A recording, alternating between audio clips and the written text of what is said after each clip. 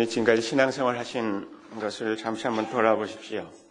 개인적으로 또는 이 교회 생활의 측면에서 어떻습니까? 지금까지 내가 예수님 믿고 나서 이렇게 사는 것이 너무 좋다. 물론 문제가 없는 건 아니지만 난 이 이상 좋은 삶의 방식이 없다고 생각한다. 이렇게 생각하는 분들이 있을 수도 있겠고요. 또 반대로는 내가 교회를 다니고는 있지만은 굉장히 힘들다. 사는 게 이런 건지, 또 우리가 기독교 가정이라고 하지만 이런 것이 바람직한 그리스도인의 가정의 모습인지, 또 교회에 와도 너무 말하자면 쎄하게 느낄 때가 많고, 문제가 있어도 서로 말하자면 서로 용서하거나 이해하거나, 그 갈등이 있을 때 그 갈등을 풀거나 이렇게 못하고 그냥 믿지 않는 사람들과 별반 다름없는 그런 삶을 사는 거 아닌가 하는 그런 회의가 있지는 않습니까? 아주 중요한 질문이라고 저는 생각합니다. 제가 어렸을 때 가까운 위치에 그 동네에 아주 그 훌륭한 가정이 있었어요. 이분들은 기독교인들이 아니에요. 말하자면 그 집 가장이 무슨 이유인지는 모르지만 장의사를 하는 분이에요. 한국에서 장의사는 이 호주의 장의사하고 또 다르잖아요. 상당히 그 숍에 관도 갖다 놓고 또 유교식으로 그때는 많이 하니까 무슨 지팡이 같은 것도 있고 제사 지낼 때 쓰는 것들을 갖다 놓고. 근데 이분이 이렇게 불황무식한 분이 아니에요. 동경 유학까지 갔다 오신 분이고. 근데 모르겠어요. 어떤 사연이 있는지 자세히는 모르지만 이분이 그렇게 장의사를 하시면서 이렇게 사시는 분이에요. 근데 자식들을 아주 잘 교육을 잘 시키셨어요. 따님도 이대를 나오고, 또 아드님은 성균관 대학을 나오고, 그뿐만 아니라 검도, 아주 훌륭한 검도 선수였거든요. 근데 이탈리아 대사를 가르쳤던 그런 경력이 있어가지고 그분이 초청을 해서 이탈리아 로마에 가서 이 박사학위를 받고 지금 수원대학에 가르치는 또 교수가 되고 대단해요. 근데 그 집에 장애인이 있어요. 그 막내 아들인데 자식이 한 5인가 6 정도 돼요. 근데 막내가 늘 다리를 절고 이렇게 불행하죠. 그렇지만 머리는 좋아서 또 대학까지 잘 가고 이렇게 했는데, 제가 그 집에 가끔 드나들면서 아주 놀랐던 것은 이분들이 아주 유교 집안이에요. 그럼에도 불구하고 이분들이 특히 그 장애인 그 형제를 대하는 방식에서 아주 훌륭한 점들이 많이 있는 것을 봤습니다. 그래서 외출할 때도 내가 어디 갔다 온다, 잘 있어라, 이렇게 인사를 하고 말이죠. 저는 그런 가정을 그렇게 많이 본 적이 없습니다. 기독교인의 가정에서도. 제가 이런 말씀 드리는 것은 우리가 그리스도인으로서 산다는 것에 있어서 우리가 어떤 식으로 변화되어야 되는 건가.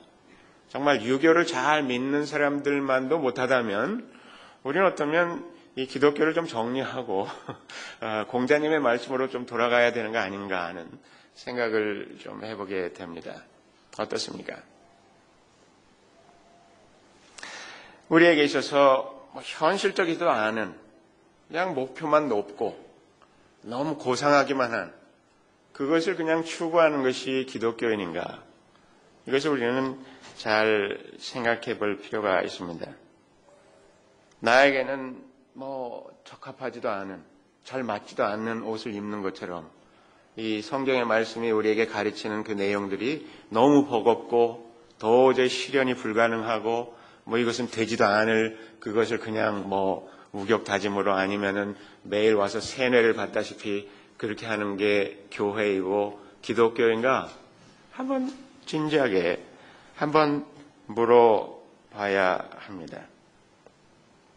어떤 책을 읽다 보니까 이 미국 사람이 쓴 책인데 이분이 용서에 대한 문제를 얘기하면서 자기가 아는 어떤 기독교인이 교회 생활하면서 용서하는 게 너무 안 되기 때문에 거기에 대해서 환멸을 느낀 나머지 이슬람으로 바꿨다. 뭐 이런 아주 이 마음 아픈 그런 스토리를 이야기하는 것 읽어본 적이 있습니다.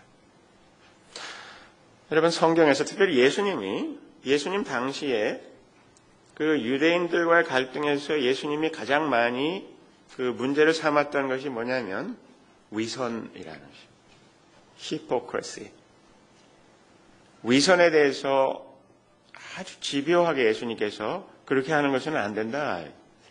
겉다르고 속다르고 그렇게 해서는 안 된다. 이 위선에 대해서 특별히 우리가 복음서를 읽어보면 유대인의 종교 지도자들과 자주 갈등을 일으키실 때마다 그들의 위선을 지적하고 문제 삼았던 것을 볼 수 있습니다. 저는 오늘날 기독교인들도 신앙생활을 잘못 배우고 잘못하면 바리새인과 전혀 다름없는 아주 똑같이 그렇게 살 수밖에 없다는 그런 생각을 하게 됩니다. 우리는 교회에 와서 같이 교제하는 중에 같은 교우들 중에 걸핏하면 나의 신경을 자극시키고 또 비판을 일삼으며 매정한 말을 하고 공정치 못한 자세를 갖는 경우들을 보게 되죠. 그럴 때 우리는 어떻게 합니까? 그 사람에 대해서. 그것도 한두 번이 아니고 지속적으로 아주 집요하게 부딪히는 어떤 그런 그 대상들이 있을 때 우리는 어떻게 하고 있습니까? 오늘 말씀은 그런 아주 실제적인 문제에 대해서 우리가 어떻게 해야 되는지를 아주 잘 말씀해 주고 있습니다. 12절부터 17절입니다. 골로새서 3장 12절에서 17절 말씀인데요. 그러나 그 내용만 보는 게 아니라 골로새서 전체 안에서 이런 말씀을 하고 있는 것을 우리가 어떻게 그 컨텍스트 안에서 이해해야 되는지를 살펴보려고 합니다. 성경에서는 아주 차원 높은 이상에 대해서, 목표에 대해서 말씀하기도 하지만 아주 실제적이고 아주 우리의 삶 속에서 매일매일 피부로 느끼는 그런 문제에 대해서 딱딱 집어서 말씀하는 것을 많이 볼 수가 있습니다. 그래서 3장의 말씀을 우리가 쭉 보고 있는데 이 3장의 말씀 안에서도 개인들이 어떻게 살아야 될 것인가, 또는 서로 특별히 교회 안에서 나중에는 이제 가정생활에 대해서도 얘기하죠. 다음 주에는 18절부터 가정생활 지침을 우리가 살펴보겠는데요. 그래서 5절부터 우리가 이미 봤지만 보면 아주 실제적으로 음행, 더러움, 정욕, 악한 욕망, 탐욕 이런 걸 죽여라 이렇게 말씀하고 있습니다. 그 다음에 8절로 내려가서 보면 거기서는 어떤 이 사람들과 관계에서 생길 수 있는 이 고질적인 문제에 대해서 지적합니다. 분노와 격분과 악의와 회방과 여러분의 입에서 나오는 부끄러운 말을 버리십시오. 9절에서는 서로 거짓말을 하지 마십시오. 새 사람을 입으십시오. 그 다음에 오늘 본문이 되는 12절 이하에 보면 동정심과 친절함과 겸손함과 온유함과 오래 참음을 옷 입듯이 입으십시오. 그 다음에 불평할 일들이 있더라도 용납하고 용서하십시오. 사랑하십시오. 이런 아주 실제적이고 아주 구체적인 그 practical 그 어떤 instruction, 아주 실제적인 그런 명령들을 우리에게 해주고 있습니다. 특별히 12절의 말씀을 보면 시작을 이렇게 하고 있습니다. 그러므로 특별히 사도 바울의 이 서신에 있어서 그러므로라는 말은 굉장히 중요합니다. 우리가 가지고 있는 이 성경에서 이 3장에서도 그러므로란 말을 적어도 3번 쓰고 있습니다. 3장 1절에 보면 그러므로 여러분이 그리스도와 함께 살려주심을 받았으면, 그래서 그 앞에서 무슨 얘기를 했는지를 생각하게 하죠. 또 두 번째 5절에서도 그러므로 땅에 속한 지체의 일들. 그래서 그 앞에 어떤 스토리가 있는 거예요. 그 스토리를 모르면은 그 다음에 얘기한 것을 그대로 실행하는 데 있어서 한번 돌아가지 않으면 안 되게 돼 있어요. 그러므로란 말 그래서 중요해요. 왜 우리는 이렇게 해야 되느냐? 그러므로 땅에 속한 지체의 일들 곧 음행과 더러움과 정욕과 악한 욕망과 탐욕을 죽이십시오. 다음에 12절에서 다시 그러므로 여러분은 하나님의 택하심을 입은 사랑받는 거룩한 사람답게 동정, 친절, 겸손, 온유, 오래 참음 이런 것을 옷 입어라 이렇게 말씀하고 있습니다. 즉 그러므로라고 하는 것은 영어로 얘기하면 이 indicative라는 게 있다는 거예요. 즉 하나님께서 이렇게 하셨다 하는 이미 하신 이 실제로 있었던 사실에 대한 서술이 있어요. indicative 그 스토리가 있단 말이에요. 예수님이 어떻게 하셨다. 그런 얘기를 하고 나서 그러므로 imperative 그 다음에 명령이 나오는 거예요. 그냥 무조건 명령하지 않아요. 이거는 어떻게 보면 모든 그 논증의 기본적인 방법입니다. 그래서 이 중요한 종교의 경전 같은 걸 봐도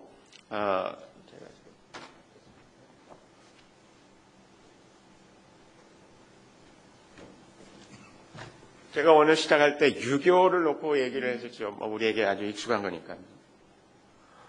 그래서 이 유교의 경전이 이제 우리 공자님 말씀을 모은 논어라든지 이런 것들이죠. 이제 그것이 사서삼경이 너무 방대하고 또 어떻게 보면 어려운 부분들도 있으니까 그걸 간추려 놓은 그런 다이제스트판이 있어요. 유교 다이제스트판. 그게 뭐냐면 명심보감이라는 거죠. 아시는 분들 아시겠지만 이 명심보감은 고려시대에 썼다고 그러죠.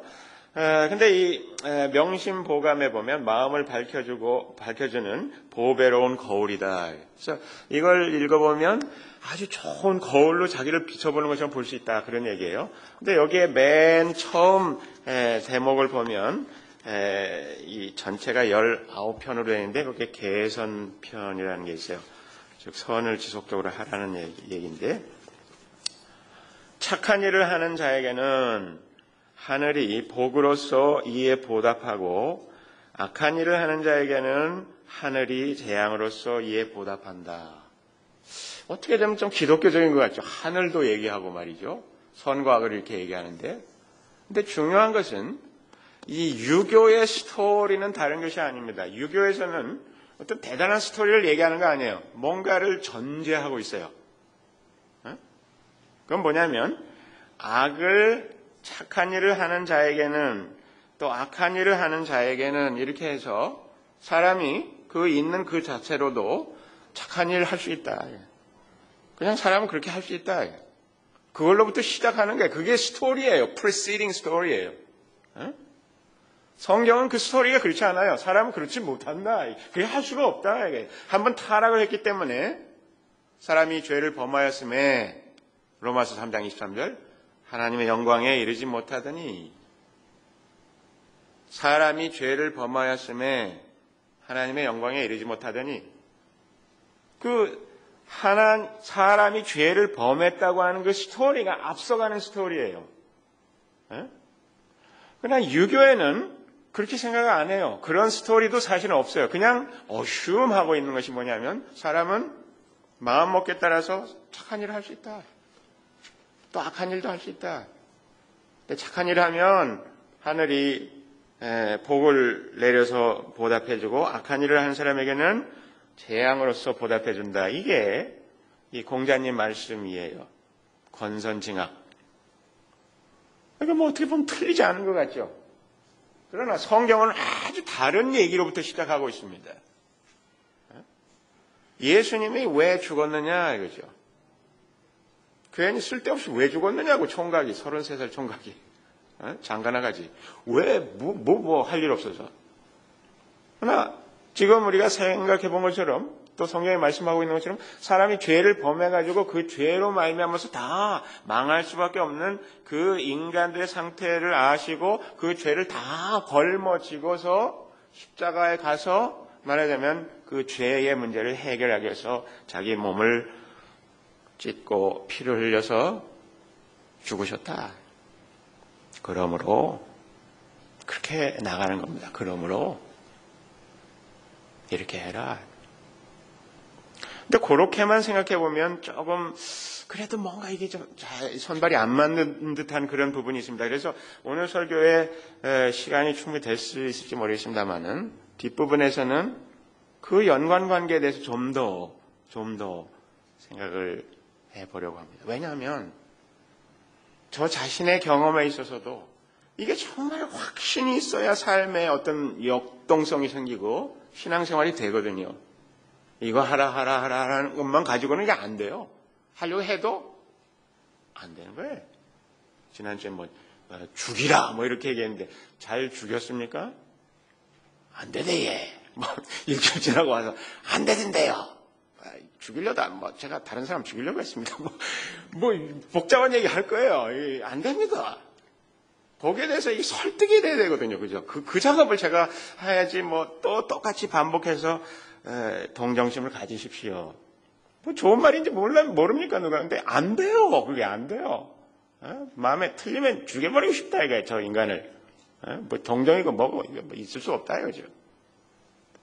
거기에 대해서 설득이 돼야 되지 않겠느냐. 12절에 보면 그러므로 여러분은 하나님의 택하심을 입은 사랑받는 거룩한 사람답게 이렇게 시작하고 있습니다. 시작을 어떻게 시작하냐면 하나님이 택하셨다 이거예요. 우리를.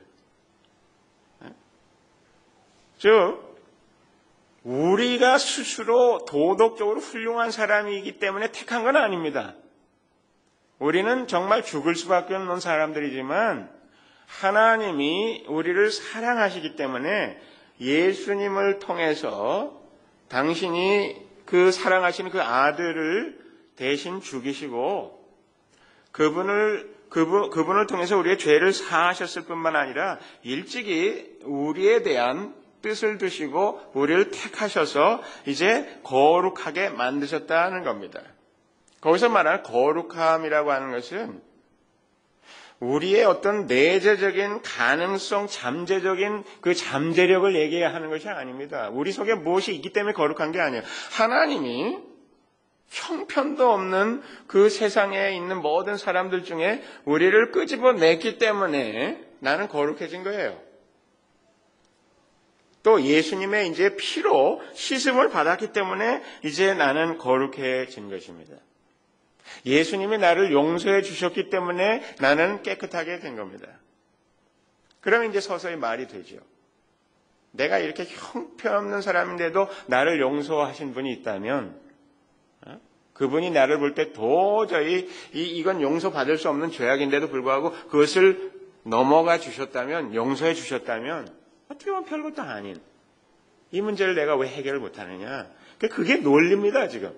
네, 그런 식으로 해서 우리가 어떤 존재인지 우리 스스로 아주 훌륭한 일을 할 수 있는 가능성 있는 사람이라고 얘기하지 않고 다만 하나님이 우리를 사랑하셔서 우리를 택하시고 또 우리를 거룩하게 만드셨기 때문에 이미 죄가 있었던 사람들일지라도 형편없이 즉 그래서 모두 다 멸망할 수밖에 없는 그런 위치에 선 사람들일지라도 그리스도 때문에 그 은혜로 우리가 이제는 하나님의 백성이 되었다면 그 다음에 어떻게 보면 엄청난 빚을 탕감받은 사람이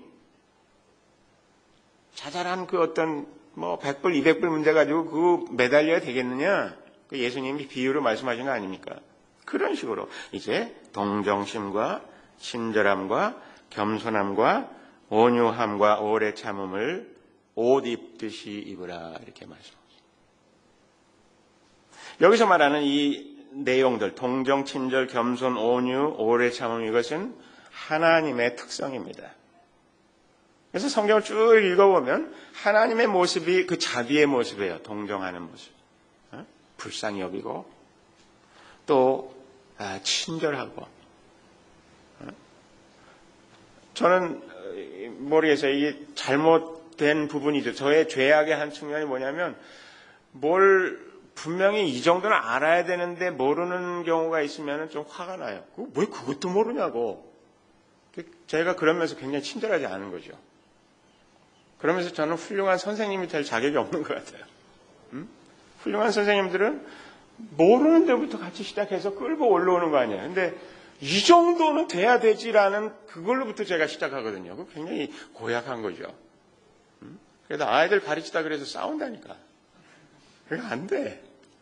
여러분은 어떤지 모르겠습니다. 이 하나님은 그렇지 않아요.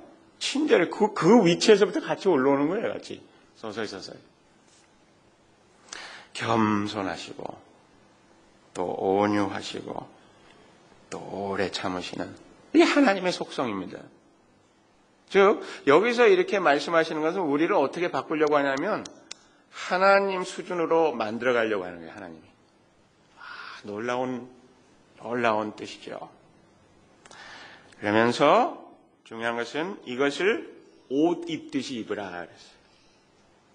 그 얘기는 하루아침에 안 된다는 얘기죠. 우리가 그 똑같은 옷을 그 한 옷 입으면 한 2달 입습니까? 그러면 그 집에서 그 사람은 같이 못 살게. 냄새 나가지고. 한 3일 입고, 벗어놓고 또 그 문제가 생겼으니까 또 빨고 다시 입고, 또 빨고 다시 입고 이러잖아요. 어떻게 보면 이 말씀 자체가 우리가 분명히 실패할 수 있다. 했지만 잘 안 되다. 오케이. 또 갈아입으라.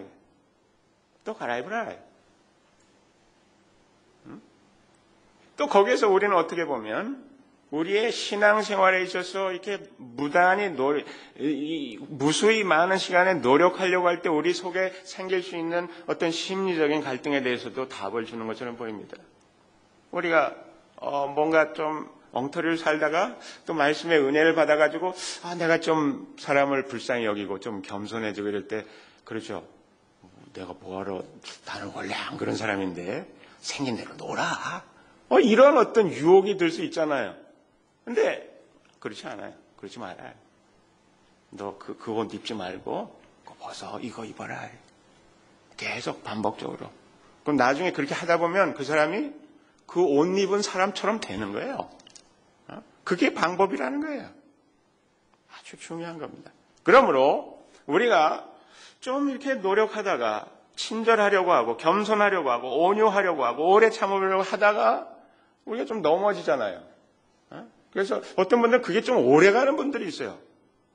좀 하려고 했는데 안 된다. 다 집어쳐. 성경책 다 다른 사람 주고 다 정리해. 아예 교회도 안 나오고. 조심해야 돼요. 그렇게 하는 거 아닙니다. 옷 입듯이 입으시라고. 안 되는데, 괜찮아. 그 티셔츠 벗어나. 빨아줄게. 또 입어. 또. 자꾸 하다 보면 굉장히 중요한 거예요. 우리 실제적인 이 경건에 이른 연습에 있어서 이것은 아주 중요하다고 생각합니다.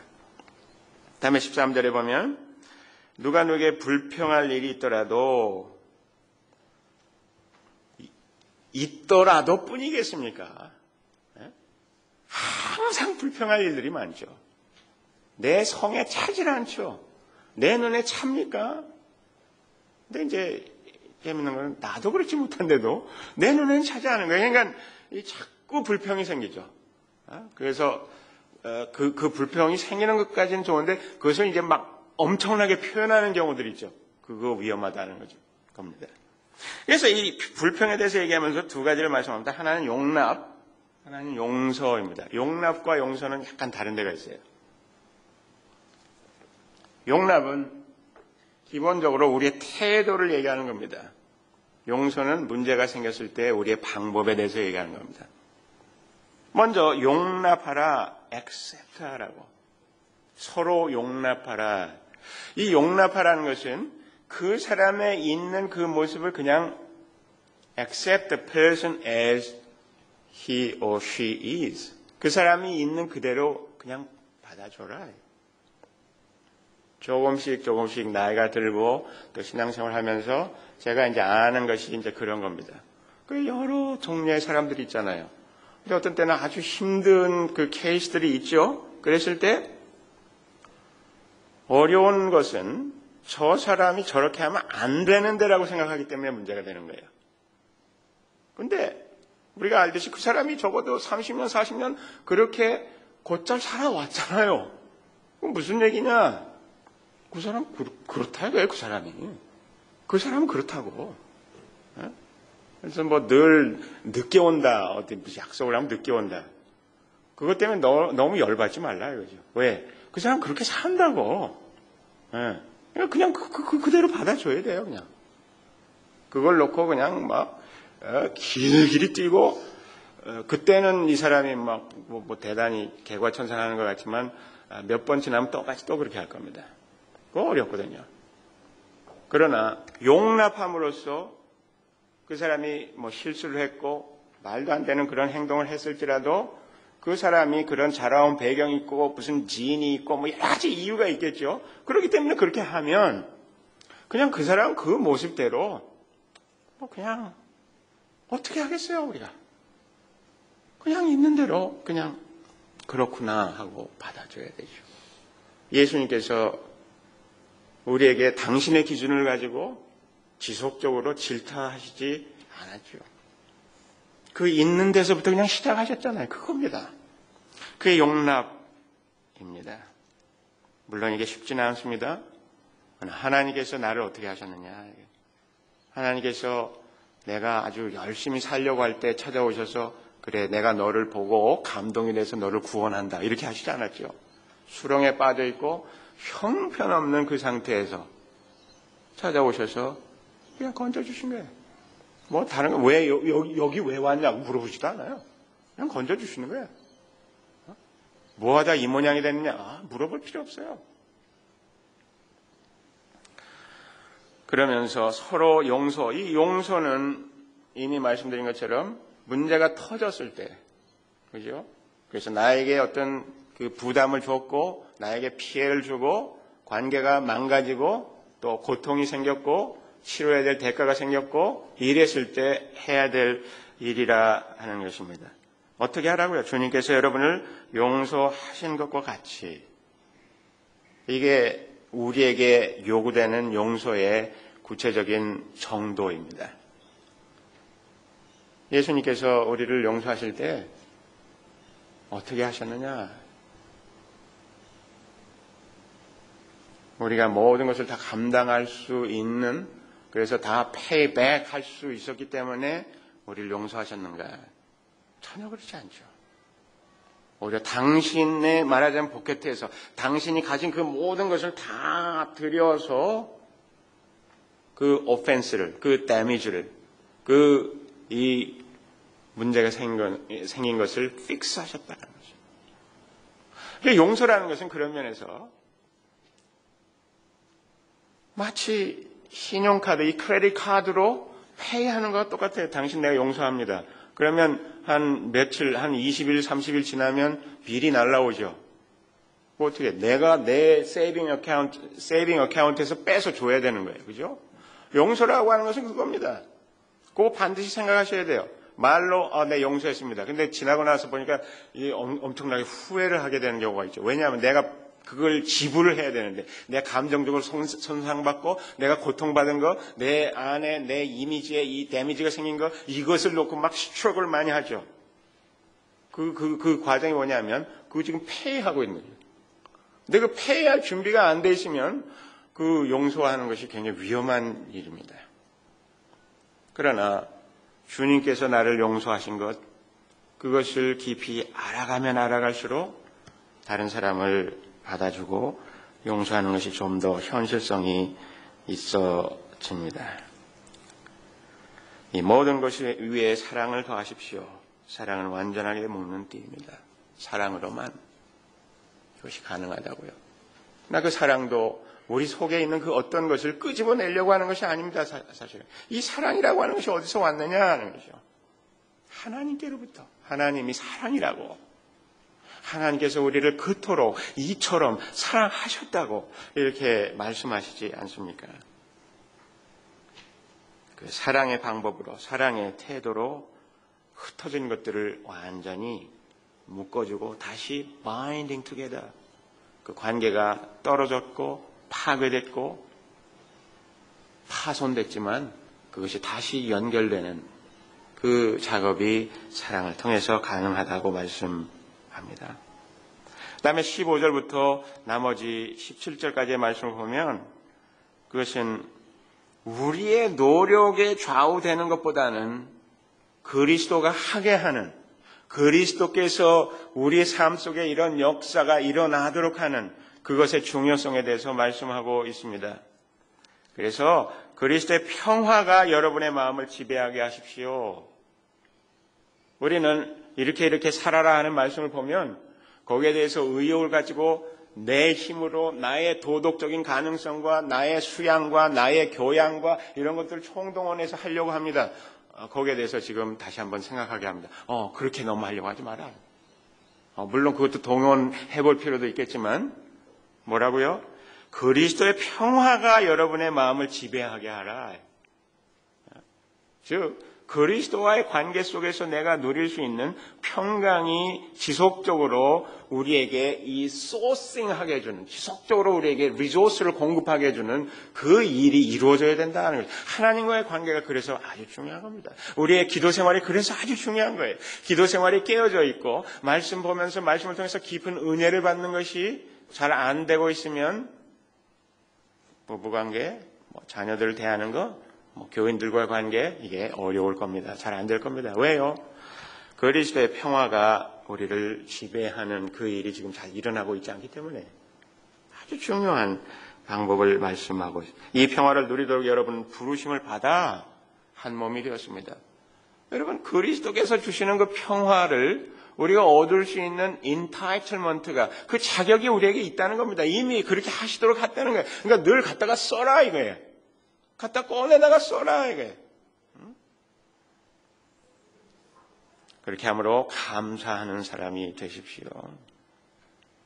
어떻게 보면 우리 영적 생활에 지금 내가 영적으로 제대로 살고 있는가 못하고 있는가 그것을 알려주는 아주 중요한 인디케이션이 지표는 다른 것이 아닙니다. 내가 감사가 있는가 아니면 내 마음에 그냥 여기까지 끌어오르는 불만과 불평이 있는가.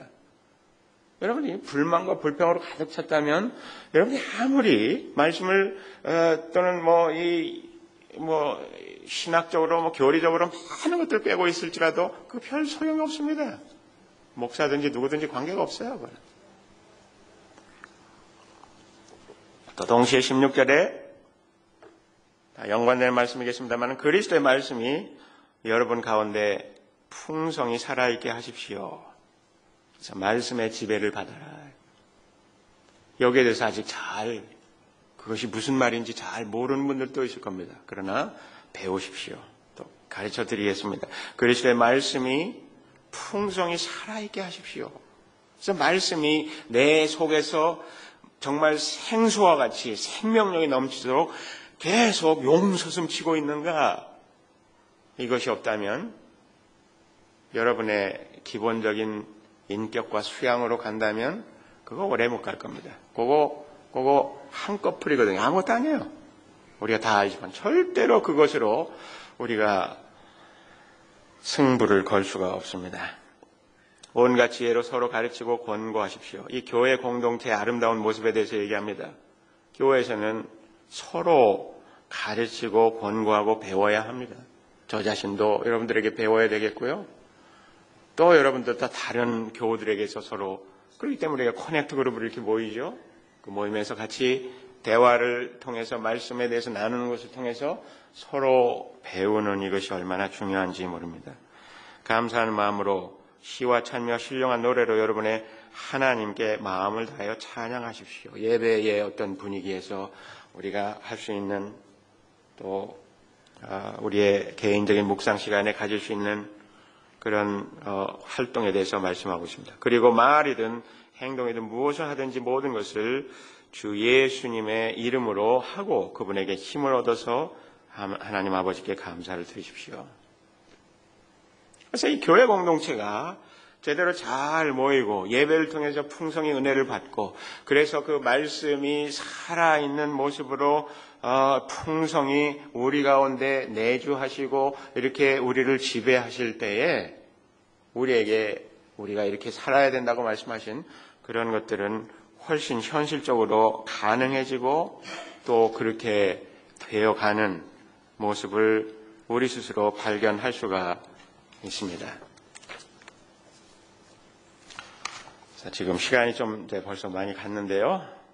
지금부터 한 5분, 10분 정도 아까 처음에 말씀드렸던 그 부분, 좀 더 설득하는 작업의 부분을 한 번 더 말씀드리고 마쳐보도록 하겠습니다.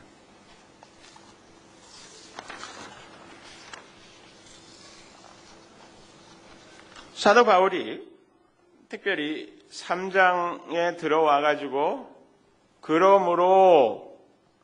그러므로라고 이렇게 말하면서 지금까지 했던 이야기, 복음에 대한 이야기, 그리스도가 어떤 분인가, 그리스도가 무엇을 하셨는가 이런 말씀하시면서 그 스토리에 기준해서 그러므로 이렇게 살아라 이렇게 말씀했다는 것을 정리해 드렸습니다. 즉 사도 바울은 실제적인 제안과 격려를 하면서도 그것의 진정한 다이내미즘, 이 역학이 뭐냐, 그래서 어떻게 해서 사람들이 그렇게 바뀔 수 있고 그렇게 살아갈 수 있느냐 하는 그 이야기를 그 이치에 맞게 잘 제시하고 있는데요. 그것을 잘 살펴보면 정말 놀라울 정도입니다. 아주 놀라워요. 그래서 사도 바울의 방법은 우리가 좋은 설교에서도 항상 그렇듯이 declare, 어떤 복음의 내용을 선포합니다. declare, 그 다음에 defend, 잘못된 이 복음에 대해서 잘못된 이론들에 대해서 defend 합니다. 그 다음에 마지막으로 demonstrate, 어떻게 우리가 삶 속에서 그것을 살아내야 될지에 대해서 제시하는 declare, declaration, defending, 그 다음에 demonstration, 이 방법을 쓰고 있죠. 그래서 사도 바울이 복음에 대해서 1장에서 얘기하고 2장에서는 그 잘못된 복음을 잘못 이해하기 때문에 갖는 문제들에 대해서 율법주의나 금욕주의나 신비주의나 이런 것들에 대해서 defend하고 있습니다. 그 다음에 3장에 와서 이제 그러므로 우리는 어떻게 살아야 된다 하는 demonstration을 해주고 있는 것을 볼 수가 있습니다. 근데 저는 어떻게 보면 이 골로새서에서 아주 중요한 한 구절의 말씀이 있다고 하면 무슨 3장 10절이 아닌가 하는 생각을 해봅니다. 3장 10절에 보면 새 사람을 입으십시오. 이 새 사람은 자기를 창조하신 분의 형상을 따라 끊임없이 새로워져서 참 지식에 이르게 됩니다. 즉 성경 전체를 통해서 하나님이 가지고 계신 그 큰 뜻은 뭐냐면 그 목표는 새 사람의 new man and woman, new humanity, 새로운 인간을 만들겠다는 겁니다. 이것이 하나님의 계획이고 하나님의 원대한 목표입니다. 그 목표를 구체적으로 보면 이 세 사람은 자기를 창조하신 분의 형상을 따라, 즉 하나님의 모습을 따라서 끊임없이 새로워져 간다. 끊임없이 renewal, 계속 새로워져 간다라고 얘기하고 있습니다. 그런데 이 세 사람이 되기 위해서 아주 핵심적으로 말씀하신 것이 뭐냐면 3장 3절에 나오는 여러분은 이미 죽었습니다라는 말입니다. 여러분은 이미 죽었습니다. 이걸 잘 알아야 그 다음에 죽이십시오가 가능합니다. 여러분이 이미 죽었습니다 이렇게 얘기해요. 그게 무슨 뜻이냐? 여러분이 이미 죽었습니다. 지금 사도 바울이 여러분 죽이십시오, 자기를 죽이십시오 그런 얘기를 막 하려고 하는 게 아니고 아주 태연하게 You are dead. 여러분 죽었습니다. You died. 여러분 죽었습니다. 이렇게 얘기하고 이게 무슨 말이냐? 이걸 알아야 그 다음에 죽이십시오라는 게 말이 됩니다. 이게 굉장히 중요한 연관이 있어요.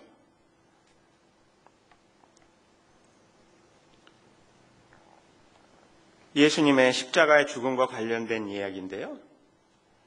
예수님의 십자가에서 예수님이 죽었다는 것과 관련해서 우리는 세 가지를 생각해 볼 수 있습니다. 예수님이 십자가에 죽으셨습니다. 그 역사적 사실이죠. 십자가에서 예수님이 죽으셨어요. 근데 그것은 첫 번째, 우리의 죄를 위해서 죽으신 거예요. 그죠? 우리의 죄를 위해서 대리적으로, 구속적으로 죽으신 것입니다. 근데 예수님께서 죽으실 때 무엇에 대해서 죽었느냐? 그게 적어도 세 가지예요. 우리의 죄에 대해서 죽으셨습니다. 즉, 우리의 죄를 가지고 가서 우리가 죽어야 될 것을 당신이 대신 죽은 거예요. 두 번째, 예수님이 죽을 때에 하나님의 진노가 turned away 됐습니다. 하나님의 진노가 이제 말하자면 이 세상을 완전히 콩가루를 만들고 싶은 하나님의 진노가 있어요. 인간의 죄악 때문에. 근데 그것에 대해서 그 하나님의 진노가 막 다가오는 데살로니가전서 1장 10절에서 얘기하는 것처럼 그 진노가 다가오는데 그 진노를 막아서서 진노가 떨어지지 않게 하신 것입니다. 예수님께서 죽으실 때 그런 일이 일어난 겁니다.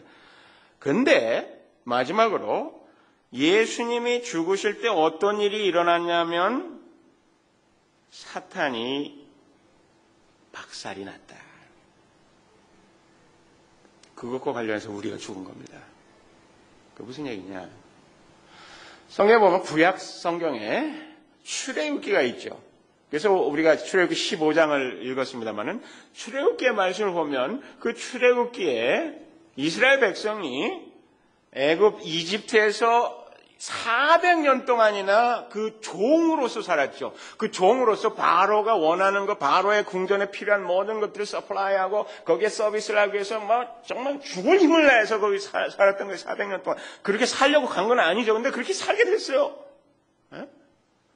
근데 하나님께서 그들의 신음소리를 들으시고 어떻게 해요? 나중에 바로에게 모세를 보내서 내 백성을 가게 하라. Let my people go. 근데 바로가 어떻게 해? No! 안 된다. They are my labor forces. 공짜인데 이거 보내면 안 되잖아. 못 간다. 죽어도 그거 어떻게 해? 가게 하라. 못해. 하나님께서 방법이 10가지 재앙을 내려서 마지막에 각 집에 장자들이, 마다들이 다 죽어가는 그 재앙을 내릴 때 어떻게 해요? 폭삭 이집트가 망하게 되고 거기서 완전히 항복을 해서 다 이스라엘 사람이 나온 거 아닙니까? 그렇죠? 사실 출애굽기만큼 그야말로 우리의 구원에 대해서 잘 얘기하는 그런 역사적인 스토리는 없을 거라고 생각해요. 마치 한국에 일본 치하에 있다가 원자폭탄이 나가사키와 히로시마에 떨어지면서 이 천황이 항복 선언한 그거하고 아주 똑같은 부분이 있습니다만은 바로 그러한 일이 일어나게 된 것입니다. 그래서 그럼 왜 우리가 죽었다고 하느냐? 그 죽었다는 것은 사탄에 대해서 사탄이 이로운 일을 했던, 사탄의 종이 되었던, 죄의 종이 되었던 나 자신이 거기서 죽어버렸다는 겁니다. 그게 확실하지 않으면 안 돼요. 그거 왜 그러냐면 우리가 한국 사람들이기 때문에 아주 잘 알죠. 뭐냐면 지금은 이제 한국이 일본을 이제 막 넘봅니다. 그죠? 뭐 도요타 별거 아니야 이게. 현대로 밀어붙여. 그다음에 소니는 이제 한물 갔죠. 샘상 밀어붙인다. 근데 제가 잘할 때만 해도 그게 있을 수가 없는 일이에요. 항상 하는 얘기는 우리 어떻게 일본을 따라가냐? 일본은 안 돼. 우리는 30년, 50년 뒤졌어. 항상 하는 얘기 그게. 안 된다, 안 된다고. 그래서 문화적으로도 계속 예속되고 경제적으로 말할 것도 없고 계속 천황이 원자폭탄을 맞아가지고 완전히 항복했는데도 불구하고 천황이 버젓이 살아있고 일본의 파워가 버젓이 살아있는 그런 상태 가운데 우리가 수십 년을 살아왔습니다. 그럼에도 불구하고 독립 기질이 있는 그 훌륭한 사람들을 통해서 그것이 다 영적으로 연결될 수 있는 것은 아니겠습니다만은 한국이 이만큼 왔고 이제 일본이 별거 아니다라고까지 생각할 수 있는 그런 위치에 왔다. 근데 영적으로 보면 우리가 그렇습니다. 신앙생활 하면서 사탄이 너무 막강한 거야. 너무 막강해. 나는 할 수 없어. 나는 도저히 불가능해. 그래서 사탄을 스스로 계속 섬기는, 사탄이 이루은 일을 계속 하고 있는 우리 자신을 발견하게 됩니다. 근데 성경에서 말하는 건 뭐라? 3장 3절에 여러분은 이미 죽었습니다. 여러분은 사탄의 쫄개가 더 이상 아닙니다. 그 말입니다. 여러분 죽었습니다. 이거 확실합니까? 사탄이 죽었습니까? 또 그래서 내가 죽었습니까? 이게 확실해야 돼. 이게 확실하지 않으면 우리는 도저히 못한다. 사탄이 원하는 대로 더 하려고 그렇게 돌아가고 또 돌아가게 된다 하는 것입니다. 그런 의미에서 죽어야만 우리가 죽일 수 있다는 말씀입니다. 이 부분에 대해서 나중에 더 기회가 있으면 더 말씀을 드릴 수 있겠습니다만은, 이제 마지막으로 3장의 말씀 조금씩 정리해 나가면 전체적으로 위의 것을 찾으십시오. 또 옛사람을 벗어버리십시오. 새 사람을 입으십시오. 그 다음에 이러이러한 것들을 죽이십시오. 이렇게 말씀했습니다. 저는 이제 호주에 와서 살면서 굉장히 한 가지 아주 흥미롭게 배우는 건 뭐냐면, 이 잔디를 갖고 오는 것을 보면서요. 잔디를 갖고 오는 걸 보면서 영적 진리 같은 걸 좀 파악해요. 이 잔디를 좀 해보신 분들 알 거예요. 그죠? 잔디 이게 어떻게 보면, 이 아주 잘 갖고져 있는 잔디를 보면 양탄자 같아요. 정말. 와. 여기 라이트 테이프에 가면 거기 호티컬처, 저희 원예 훈련시키잖아요. 거기 보면 잔디를 여러 가지 심어놨거든요. 거기 보면은, 거기 그냥 눕고 싶을 정도로 기가 막히게 만들어. 그 잔디도 여러 가지가 있잖아요. 그죠? 마팔로부터 그 다음에 뭔지 모르지만 하여간 여러 가지. 너무 그냥 쫙 깔아놓은 것처럼. 근데 그게 어떻게 되느냐? 저도 한 5, 6년 이 집에서 살면서 잔디를 처음에는 엉망이었어요. 그래서 이게 되겠나? 이렇게 생각했는데, 다른 집 하는 대로 이제 해 나가는 거죠. 근데 그 잔디를 가꾸는 데 있어서 제가 틀릴 수도 있습니다. 애교로 봐주십시오. 잔디를 가꾸는 데 있어서 중요한 건 뭐냐면은, 거기에 잡초가 나잖아요. 잡초가 일어나면서 잡초가 꽃을 피우고 씨를 맺고, 그래서 그 씨를 퍼뜨리기 전에 잡초의 싹을 싹싹 잘라줘야 돼요. 그래서 정기적으로 이 잔디를 해야 되는 거예요. 이 론마우잉을 해야 돼요. 정기적으로. 그거 노란 꽃 피고 이게 막 날아다니고 그러면 이제 끝장난 겁니다, 이거. 그 다음에 아주 심각해지는 거예요. 그런 것처럼 우리의 신앙생활에 있어서도 지금 말씀하신 것처럼 동정심과 친절함과 겸손함과 온유함과 오래 참음을 입으십시오. 옷 입듯이. 정기적으로, 지속적으로, 반복적으로 그렇게 하라. 그리고 또 정말 문제가 되는 건 가서 이제 앉아서 뽑아주잖아. 하나씩 또 뽑아주기도 하고. 그다음에 때 되면 더 많이 웃자라지 않도록, 그다음에 이 꽃이 펴가지고 열매를 퍼뜨릴 정도가 되면 절대로 안 되거든요. 씨를 퍼뜨리면 안 되니까. 여름이면 일주일에 한 번 정도는 싹 밀어줘. 일정한 간격으로 싹 밀어줘. 그거를 5년, 10년 이렇게 하면은 그냥 양탄자처럼 됩니다, 이게 결국. 이렇게 되는 거예요. 하나님께서 그러한 이상을 우리에게 제시했다고 저는 분명히 믿습니다. 10절에 새 사람을 입으십시오. 이 새 사람은 자기를 창조하신 분의 형상을 따라 끊임없이 새로워져서 참 지식에 이르게 됩니다. 기도하겠습니다. 아버지 하나님, 주께서 우리를 일찍이 당신의 아들 주 예수 그리스도의 피 흘림을 통하여 수렁에서 죄 악으로부터 건져주시고 이제 새 사람으로 삼으셔서 우리가 어떠한 모습의 옷을 입고 살게 하셨는지 분명히 보며 알게 하시니 감사합니다. 하나님, 이 길 따라가는 것이 때로는 좌절스럽고 원망스러우며 또 우리가 위선을 하는 것처럼 느낄지라도 하나님께서 말씀을 통해서 제시하신 그 이치와 방법과 원리대로 꾸준히 부단히 행하며 살아갈 수 있도록 도우시되 말씀을 통한 풍성한 은혜와 그리스도의 평강이 우리를 지배하는 놀라운 역사가 우리 개인과 교회 공동체 가운데 날로 넘쳐날 수 있도록 주께서 도와주실 간절히 바랍니다. 주 예수 그리스도 이름으로 기도합니다. 아멘.